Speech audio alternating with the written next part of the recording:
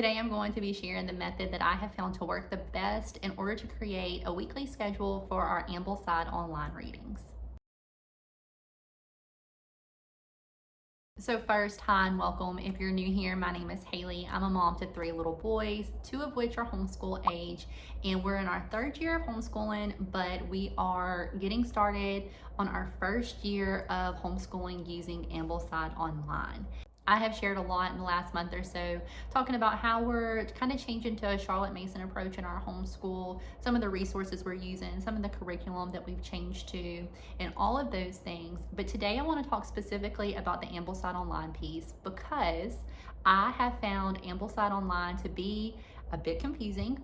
I looked at it at the very beginning of our homeschool journey. I was interested in Charlotte Mason and I searched on Google Charlotte Mason curriculums. Ambleside Online was one of the ones that came up right underneath Simply Charlotte Mason.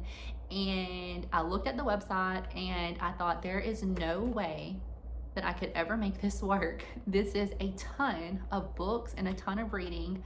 How can you ever fit this into a day? So once I decided to jump into Ambleside Online, I kind of decided we're gonna do this, we're gonna figure it out. It became clear that you have to have a plan. So I listened to a podcast episode the other day, I think it was the New Mason Jar podcast, and they were talking about how you need to have an ideal week laid out. So even if you don't make that ideal schedule every single week, at least you have an idea of what you want it to look like, and then maybe you can adjust it as you go throughout the year and you see, oh, this is absolutely not happening during this time period. Maybe I need to, reschedule some things, rework some things to make it work better. But I just knew that I needed to do that for my family. I don't think I mentioned this, but I have a year 3 student and a year 1 student.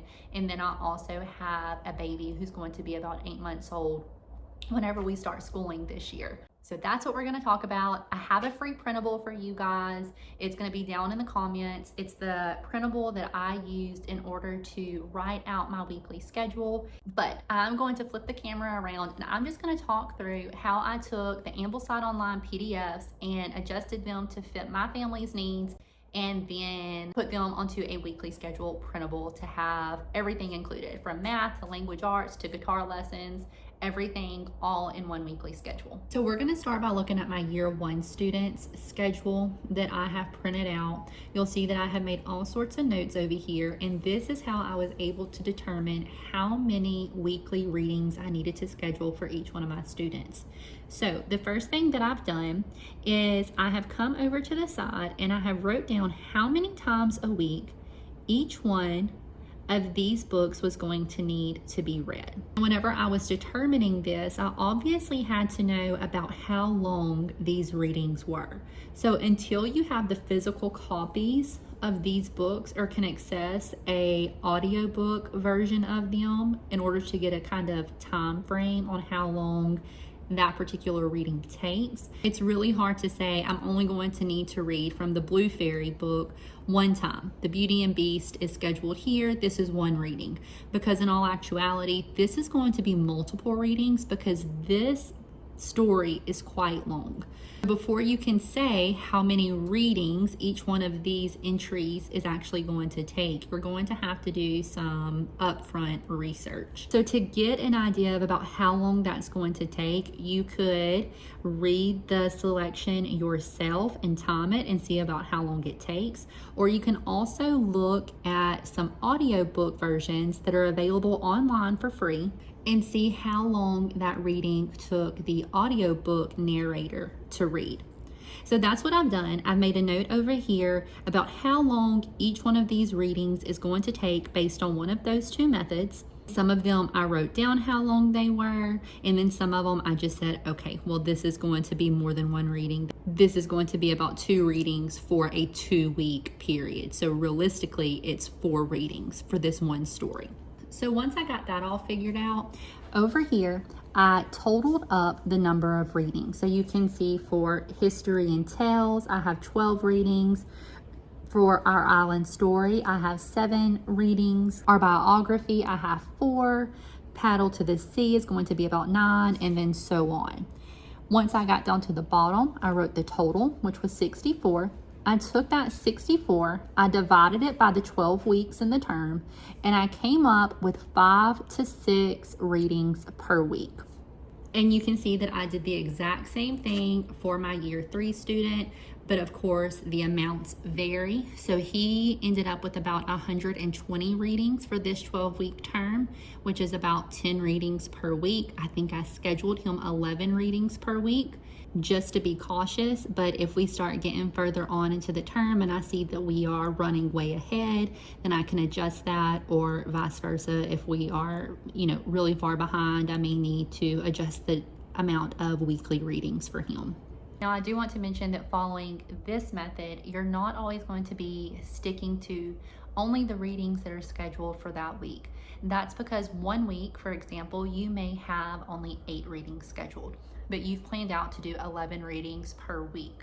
So you may be jumping ahead to the week after that and pulling from some of those readings. But then going further along, you may have a week where there's 14 readings scheduled.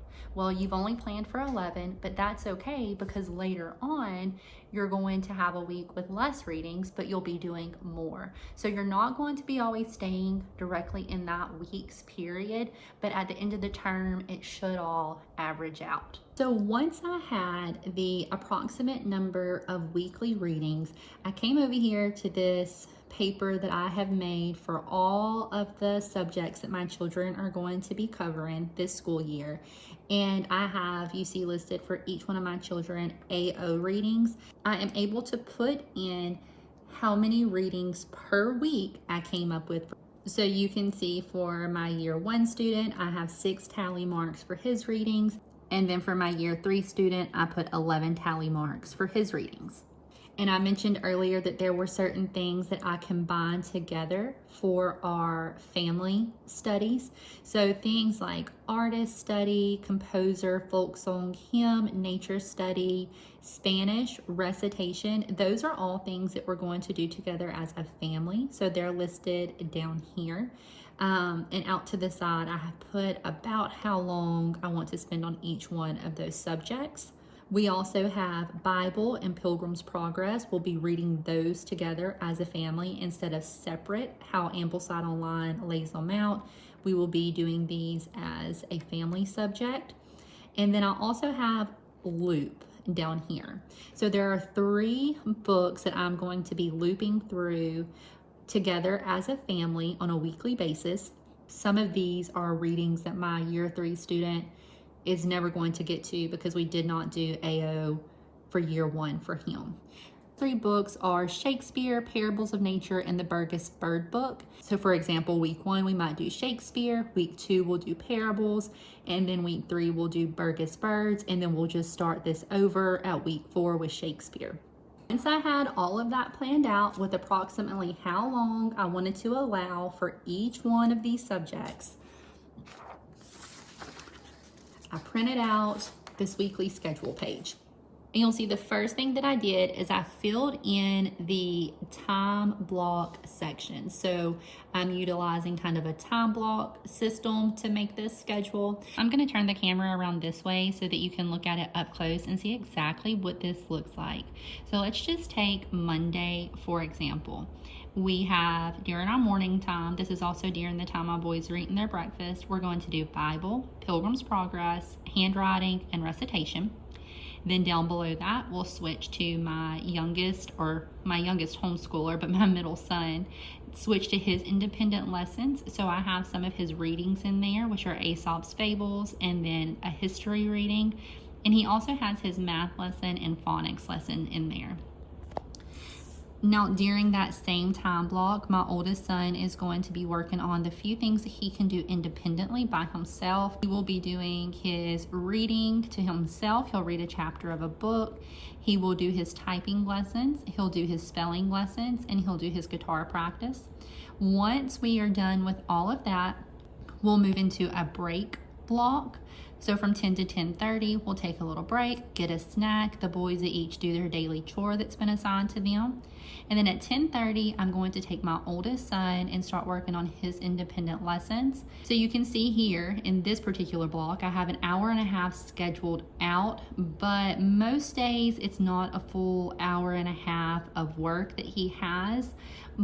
That's so that I can give him a little bit of a break in between some of those lessons. Then from 12 to 2, we'll be doing our lunch block. And on this particular day, we have lunchtime. We'll do our artist study over lunch, and we'll do our Spanish lesson right after lunch. So this is definitely not going to take us all the way till 2 o'clock. We'll probably be done more like 1 o'clock that day. Whenever I was trying to figure out what would fit into each block, I was coming back to this page over here and seeing about how long I think each lesson will take.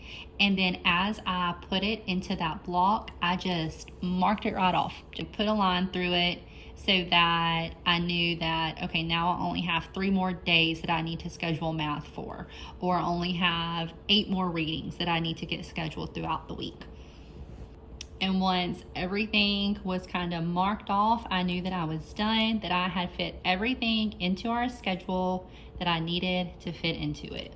All right, I know that was a lot of information that I just threw at you guys, but I hope that it was helpful. Let me know down below in the comments if you have any questions regarding the Ambleside Online scheduling, and I'll try to answer those for you guys the best that I can. I'm sure that there will be some changes that have to be made, but like I mentioned, this is our ideal schedule, and life isn't always ideal. So I'm expecting to have to make some concessions. But as always, I thank you guys for watching, and I'll see you in the next video.